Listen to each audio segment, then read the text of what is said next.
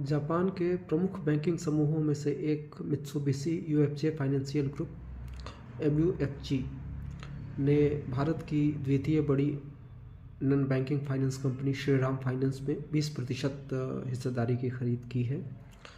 यह खरीद लगभग 40,000 करोड़ रुपए यदि डॉलर के टर्म्स में देखें तो 4.45 बिलियन डॉलर में यह खरीदारी की गई है।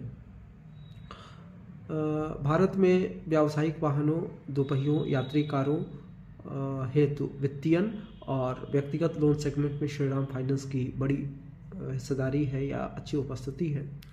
NBFC क्षेत्र में सबसे बड़े विदेशी निवेशों में से एक यह विदेशी निवेश है और इन क्षेत्रों में ऋण की मांग विकसित अर्थव्यवस्थाओं से भी अधिक है। यही कारण है कि विदेशी कंपनियां भारत के जो बैंकिंग क्षेत्र है उसमें लगातार निवेश कर रही हैं।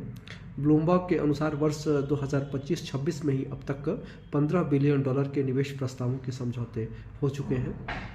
भारत में वह है जो जापान में और विकसित अर्थव्यवस्थाओं में नहीं है, यथा ऋण की मजबूत मांग, अवसंरचना से प्रेरित मांग और तेजी से औपचारिक होती अर्थव्यवस्था।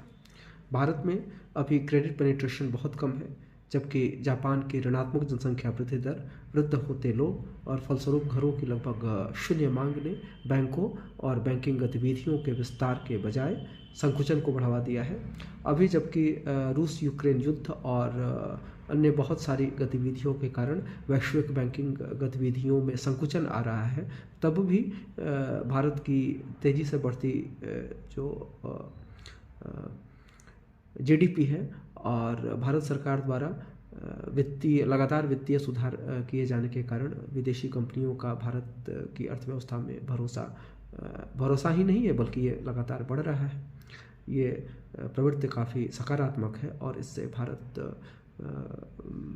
भारतीय जो घरेलू अर्थव्यवस्था है उसके विकास में काफ़ी मदद मिलती है। अब जबकि भारतीय अर्थव्यवस्था धीरे धीरे औपचारिक हो रही है, अभी भी अनौपचारिक नहीं हुई है, तो अभी भी बहुत सारी संभावनाएं बाकी हैं और यही कारण है कि जापान की कंपनियों के लिए भारतीय बाज़ार में, भारतीय बैंकिंग बाज़ार में निवेश एक ऑप्शन नहीं है, बल्कि एक आवश्यकता है, जो कि उनके बाज़ार में टिके रहने के लिए और उनके लाभ के अवसरों के लिए आवश्यक है।